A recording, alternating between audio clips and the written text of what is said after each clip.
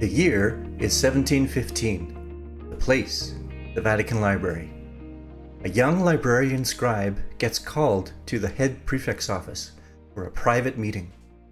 This edict comes directly from the Pope himself, Clement XI. He is charged with a mission: procure as many as possible of ancient manuscripts from the Holy Land and from the surrounding Christian monasteries and churches. It's an absolutely awesome responsibility, and it's being fully supported by the Roman Catholic Church and on behalf of the Vatican Library. He is in a very unique position to be chosen. There have been very few scribes who have his particular background, born and raised in Lebanon, and fluent in Syriac, a dialect of Aramaic and the lingua franca of the Mesopotamian Christians, and because he has become an expert in ancient documents. His travels take him to Egypt, to Arabia, through the Holy Land, to Syria, and then to Persia. 3 long years he travels. It's the hardest thing he's ever done in his life. He's on his last leg of his journey when he finally reaches Baghdad, known for the House of Wisdom. 1,000 years ago, the Caliph had constructed this city as a capital of the new Islamic Empire. Expert scribes had been enlisted from many religions, Islamic, Jewish, and Christian, and they painstakingly copied and translated ancient manuscripts, preserving their knowledge and preventing them from being lost to the ravages of time and ignorance. And now, this Vatican librarian is on the hunt for these precious treasures. He enlists the aid of a local professor and priest, an expert himself in ancient manuscripts. The professor is intimately familiar with what is housed in the city and where. In preparation, he has contacted the patriarch of the Church of the East, who has arrived in the city from his usual place of residence at a monastery to the north. They both now travel to his residence, which is attached to the Roman Catholic Church in eastern Baghdad. The patriarch begins to unwrap an item so precious it can hardly be believed. In his possession is a codex, a handwritten book with several hundred uneven pages. It is obviously ancient, but it is amazingly well preserved, the text clearly legible. Immediately noticeable is that a few pages are missing from the front of the book. As the librarian begins to read the text, he finds that it is written in an elegant and grammatically correct Aramaic, or more precisely, in a dialect that he recognizes is originally from the area of Edessa, in ancient modern-day Turkey. It's a text he's intimately familiar with. He first read and memorized it as a boy growing up in Lebanon. It's from the Gospel of Matthew in the New Testament, what Christians there call the Peshitta. He carefully and reverently flips through the Codex. First Matthew, then he comes to Mark, then Luke, and finally John. It's the 4 Gospels, and it's like they had been written yesterday. What a find! But then his colleague, the professor, excitedly pushes his hands away and turns to the last page of the book. He points to a couple of handwritten lines at the bottom of the page. The librarian reads the text. He shakes his head. He can't believe what he has just read. He bends over to examine it more closely, his mouth open in disbelief. He studies it again slowly. This holy book was completed on the 5th day of the week, the 18th of Kanun, in the year of the Greeks 389. He does some quick calculations in his head. The year 389, according to the Seleucid calendar, is the year 78 in the year of our Lord. December 18th, 78 AD. Unbelievable. This manuscript is stating that the text is from the 1st century, 1600 years prior to when he was living, when some of the first apostles were still living. In all of the documents that he has examined in the Vatican Library, and in all the 200 plus documents that he has collected over the past 2.5 years, He has not come across such an ancient and well-preserved New Testament text as what he sees before him now. He knows it needs to come back with him to the library in Rome. The negotiations with the head of the church there in Baghdad are intense. This codex is a possession treasured beyond measure and has been under the protection of this church for centuries. However, the edict letter has the full weight of the Pope himself and takes precedence. Rome must be the central location to house the treasures of Christianity. The Patriarch reluctantly agrees, and the church is well compensated out of the funds which the librarian has been granted for this purpose. Nothing the librarian finds during the rest of his journey can compare with this awesome and precious discovery. He makes his way to his hometown in Lebanon. Although he is excited to be reacquainted with family and friends who he hasn't seen in over a decade, he is anxious to return to Rome as quickly as possible. Ahead of him will be years of painstaking work of examining and cataloging. But once it is all published, the world will know of his great achievements and the treasures which are now housed in the library of the Vatican. Although this is a fictionalized account, everything that I have just related is based on published facts, especially the existence of a codex containing the Gospels, which states that it was scribed in 78 AD. Not many people know about this. A few scholars during the 1800s weighed the evidence, but nothing came of it. As far as I'm able to determine, there has been no modern attempt to determine whether or not this codex, written in Aramaic, still exists in the Vatican Library. So let's examine this published information containing one of the greatest forgotten mysteries of our modern Christian era. In actual fact, this source information is found in two published books, both by the same author. The name of this Vatican librarian is Joseph Simon Assamani.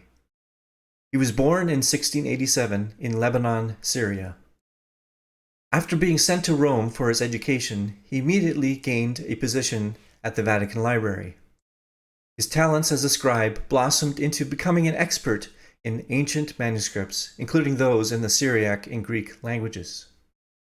As I related, in 1715 he was sent on a mission through the Middle East which lasted 3 years.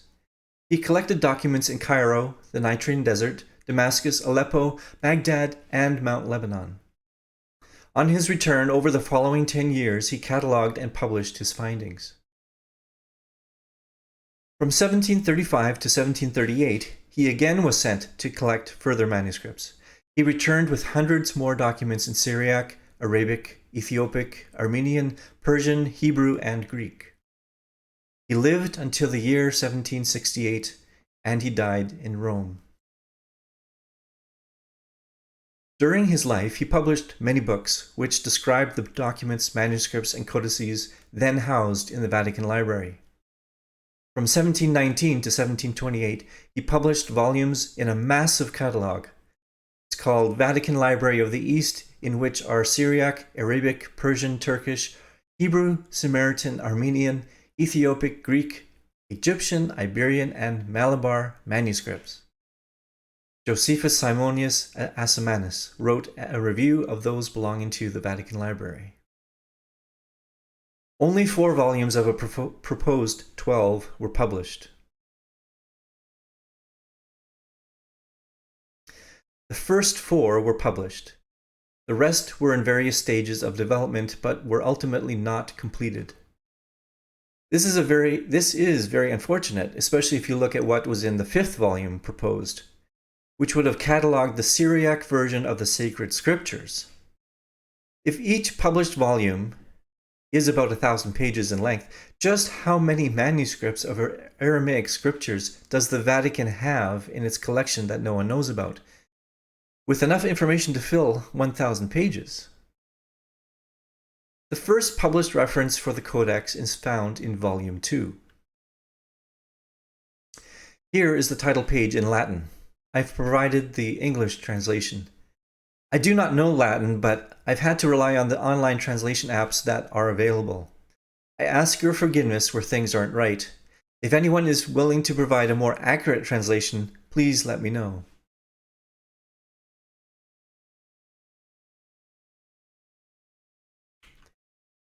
The description of the Codex is found in a section that begins on page 485. The section's introduction provides some background for the documents that are described within. As far as I'm able to determine, I'm the first to highlight this information in modern times. None of the few other scholars who I'll discuss later mention this introductory information. It reads, "Codices which we list in the subject index, brought by the friend Andreas Skandar, a Syrian Maronite priest, professor of the Arabic language in the Roman Academy of Wisdom, in the late edition of the Chaldaic Missal, and well deserving of this name of the literary republic.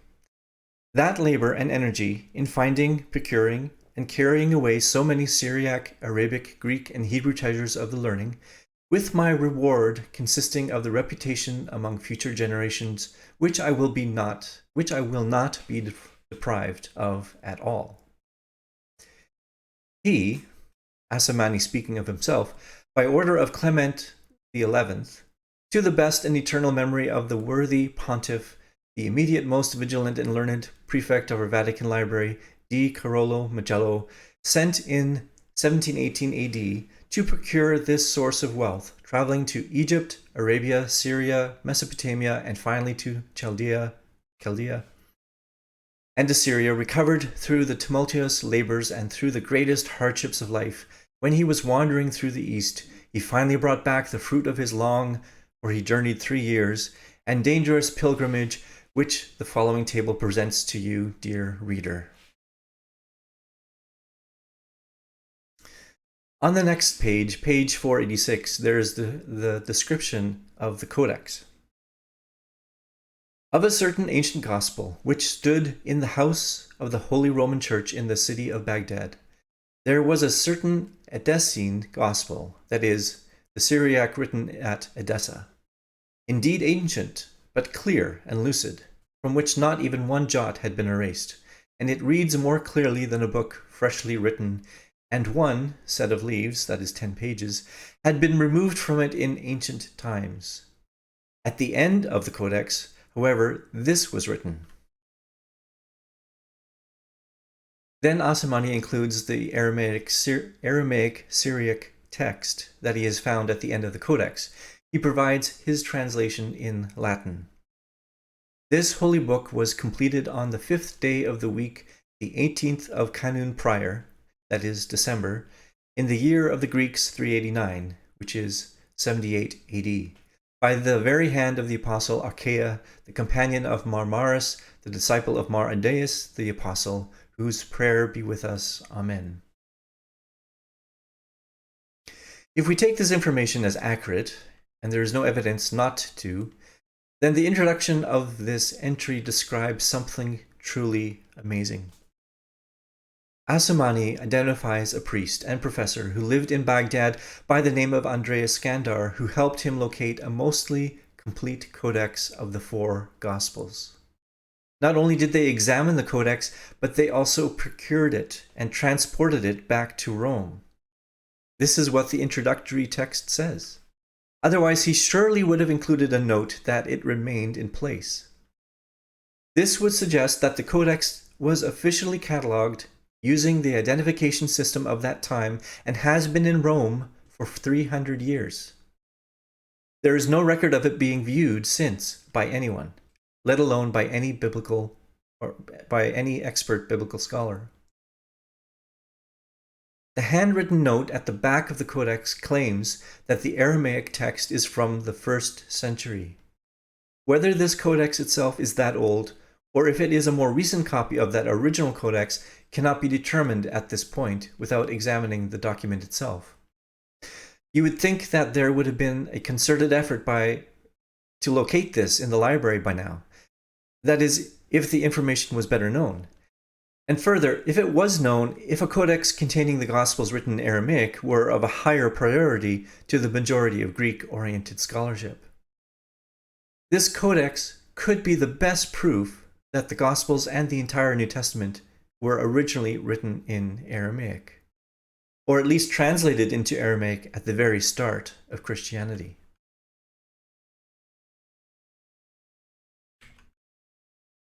The second published source, which contains information about this codex, was published near the end of Asamani's life. This is a translation of the title page of the book. The other author named Asamani is Stephen, his nephew. The section introductory material is on the page 489. It reads, a codex in 8 cotton, and I really don't know what that is translating from, consisting of 149 leaves composed of Chaldaic letters, among the Eastern codexes, brought into the Vatican Library by Andrea Skandar, once the first by which they are attained. This information matches that in the previous publication. However, here there is the additional information that the entire submission consists of 149 leaves. They are written in Chaldaic letters. Page 492 lists notes 48 and 49, which contain information about the codex. Note 48 is translated.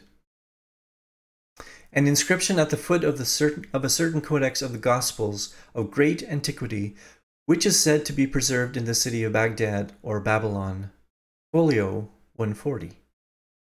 Of a certain ancient gospel, which stood in the house of the Holy Roman Church in the city of Baghdad, there was a kind of Edessene gospel, that is, a Syrian one written at Edessa, ancient indeed, but clear and lucid, from which not one iota had been erased.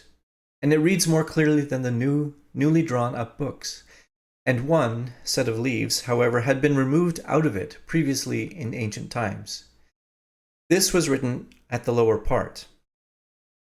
This holy book was completed on the 5th day of the 18th Canun prior, that is, December, in the year of the Greeks 389, Anno Domini 78, by the own hand of the Apostle Archaea, the companion of Mar Mari, the disciple Mar Adeus, the Apostle, whose prayer be with us. Amen.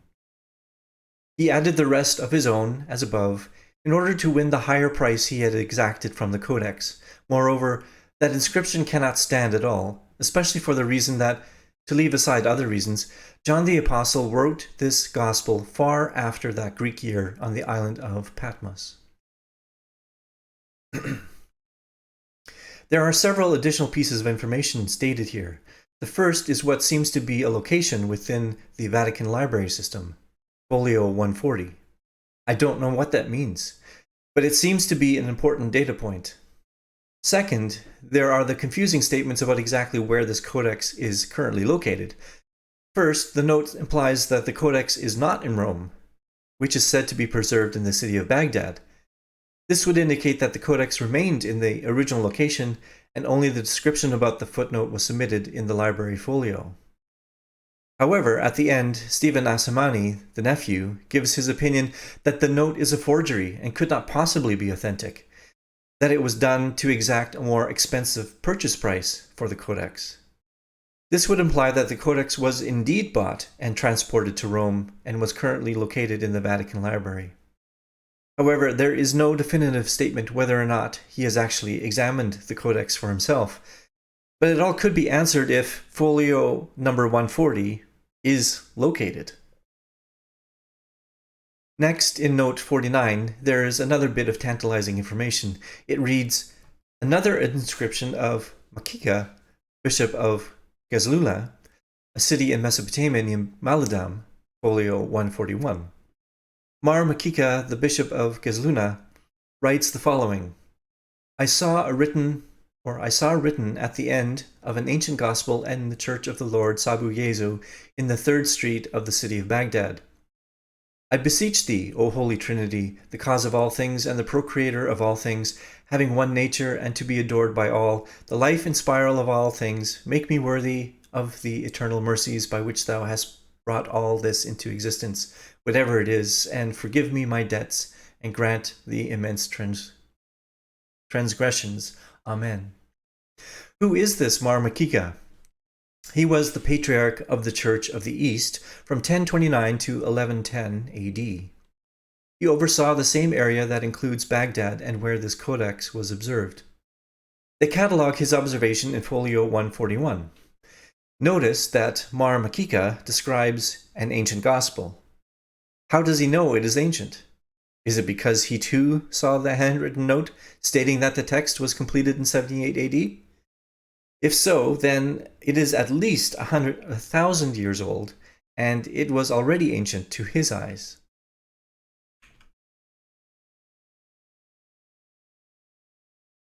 So what can we determine about the footnote itself? Is it authentic? Obviously, without an expert examining the actual document, nothing can be verified for sure. However, the text includes several data points which can be checked for authenticity. We have to remember that whoever wrote this did not have our immediate access to historical information. Whatever they wrote would have to be consistent with cultural and religious practices of the time. The data points include the text is that originating from the area of Edessa. It has the day of the week. It has a numbered day in the month. It has the year. It lists the apostle Achaia. It lists Mar Maris and Mar Adeus the apostle. First, Asimani states in his expert opinion that the form of the text is that found in the area of Edessa during the 1st century. Edessa was a city and the name of a kingdom in what is modern-day Turkey. Evidence indicates that it developed into one of the main centers of Christianity during that early period. The date information recorded is according to the Seleucid calendar, which is that of the Greeks. It was in use during the 1st century, throughout that part of Mesopotamia outside of the Roman Empire. That method of dating continued to be in use for many centuries, and some parts of Christianity still use it to this day.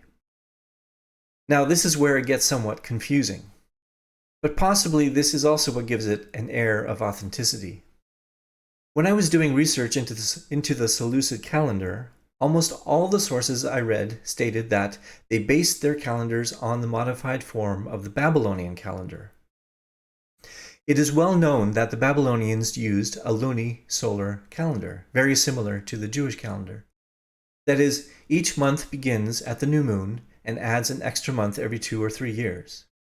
When I determined the days of the week and day numbers around December 78 AD, I could not see any correspondence with the information contained in the footnote. Then I came across a book published in 1818 in French, which shed a lot of light on the historical use of the Greek calendar in that part of the world. The era, which sometimes bears, but improperly, the name Alexander, was called more commonly and more justly the era of the Seleucids or of the Greeks. It was also called the area of the Syro-Macedonians. The years which it employs, as well as the preceding, at least since the Incarnation, are Julian years, composed of Roman months, to which Syrian names have been given.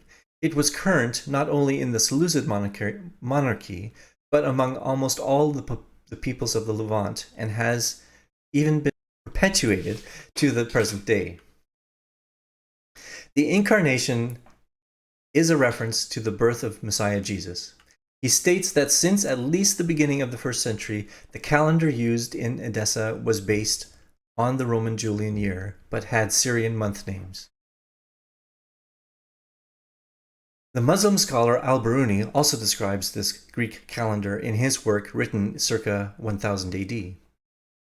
The Greek year agrees with the solar year. Its seasons retain their proper places like the natural seasons of the solar year.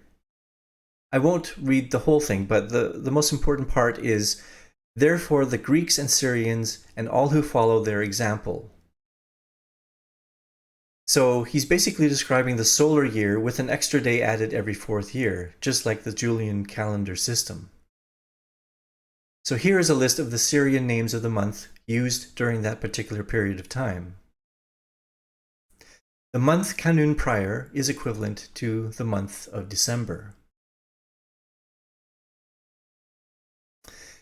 Here is the result of a Julian calendar converter to look up December 18th in 78 AD. You can see that according to their formula, the day of the month turns out to be a Friday. Now, that is obviously not the same as the 5th day of the week, that is, a Thursday, but it is at most 24 hours off. That is actually quite amazingly accurate. The farther back one tries to determine any date, the more variation in time is introduced. Now compare this with the very well-known calendar math, which Sir Robert Anderson records in his investigation of the 70 weeks prophecy of Daniel. As I've shown in previous presentation, his method of calendar math calculations are actually off by several days. This results in his theory not to be correct, and he was not an ignorant or unskilled man by any stretch of the imagination. To say that the Codex footnote date was forged poses some very difficult problems. First, the date was in a format which was no longer widely in use. The Islamic calendar had become the official system for over 1,000 years. And second, the specificity and accuracy of associating the correct day of the week with the proper day of the month, while taking into account the amount of calendar drift for that specific ancient era, would be extremely difficult. And then there are the three people who are mentioned within the note. If we look at the list of the very first patriarchs of the Church of the East, we will see these three mentioned. The first, Archaea, has been historically associated with and is the same as Mar Aggai, whose service was between about 66 AD and 81 AD.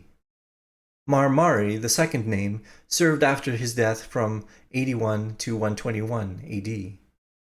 He was known as a disciple of Mar Adaeus, the apostle, which is another version of Mar Addai, who served from 50 to 66 AD.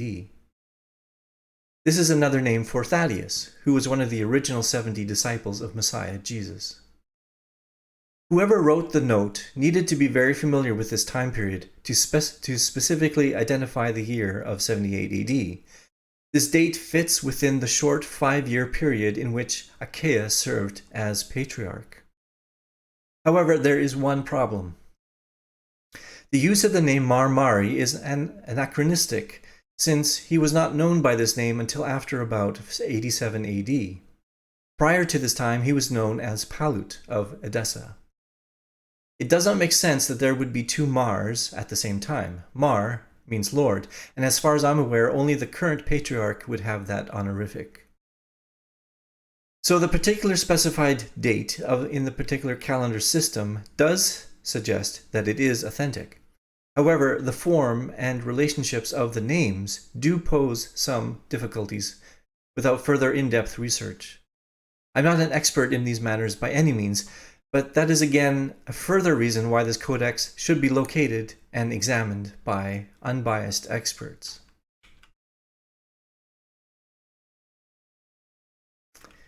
At the end of note 48, I assume it is Stephen Asamani who makes the statement that he does not accept the Codex footnote as authentic.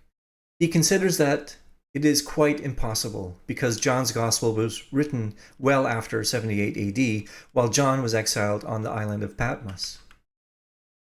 First, there is no recorded information within the Gospels as to who wrote them or when they were written. It is only by the writings of the early church fathers and by church tradition that they are attributed to their various authors. So his statement is a reflection of the scholarship of his time. Actually, his view is not that much different to modern scholarship. Most biblical experts consider the Gospels to have been written well after 70 AD. I've always wondered about that. What is that based on? When I did a bit of research, I was surprised to learn that they based this on the statements in the Gospels by Jesus that no stone of Jerusalem's temple would be left on top of each other. They assume he was talking about the destruction of Jerusalem in 70 AD. Their assumption is that no one could have predicted this beforehand, so the Gospels must have been written after the fact. So they date them after 70 AD. Our Bible, which contains miraculous events and prophecy, is relegated to unbelieving supposed experts. This is a great example of exactly why we should question and investigate for ourselves everything that we have been told and assumed to be true. I found that most of it is quite different from actual facts which can be known.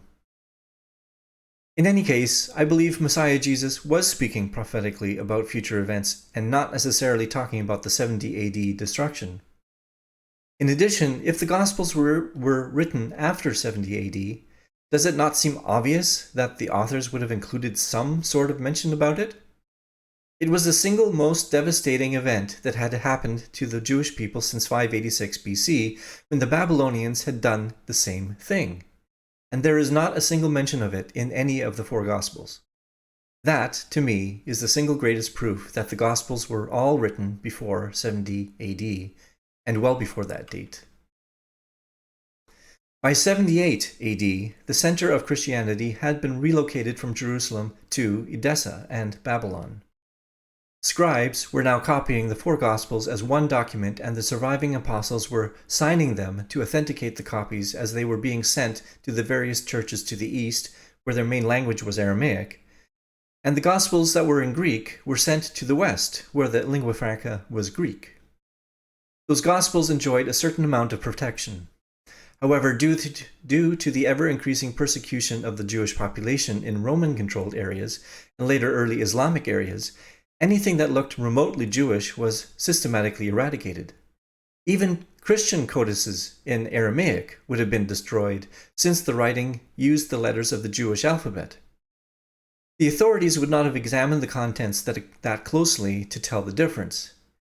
This is most likely one reason why very few ancient Aramaic manuscripts remain.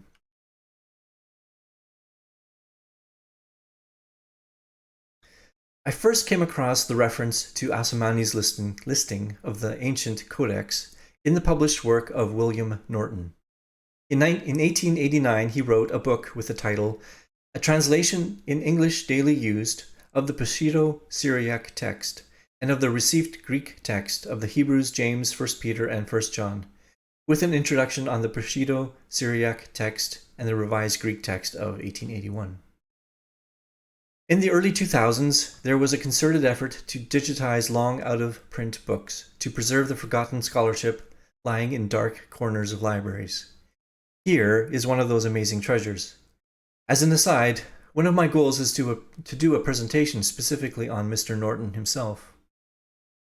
Anyway, as part of his logical argument outlining the reason that Aramaic was one of the primary, if not the primary, language of the New Testament, he mentions Asamani. This boggled my mind back then, that I'd never even heard of this information anywhere in my education, in church, or in my research. Further, I could not believe that it seemed it had been totally neglected by modern scholarship to this date. That such a potential find existed, and no one had done anything about it. Here we are, more than 15 years later, and still there is no movement. This is one of the main reasons I wanted to make this presentation, so that more people became aware of its existence. It's fascinating, don't you think? Something like this could have had major repercussions on the entire Christian world. A long-forgotten document gathering dust in the Vatican Library.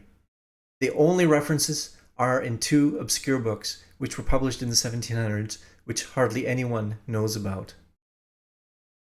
Is the footnote even authentic? Maybe, maybe not. Does the Vatican even contain the Codex in question? As we've seen, it's not clear either way. All we have is the number, folio number 140. Where is that folio? Up until recently, there was very little to be done about this, since the Vatican Library provides very limited access to their collection. However, in recent years, they are making a concerted effort to digitize and provide access to what they have in their vaults. Anyone can do an online search and examine ancient manuscripts.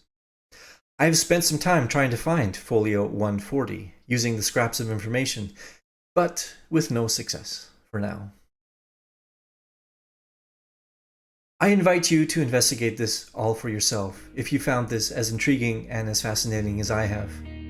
I'm awaiting the day that there is much more light shed on this forgotten Aramaic Codex, containing the four Gospels of the New Testament of Messiah Jesus.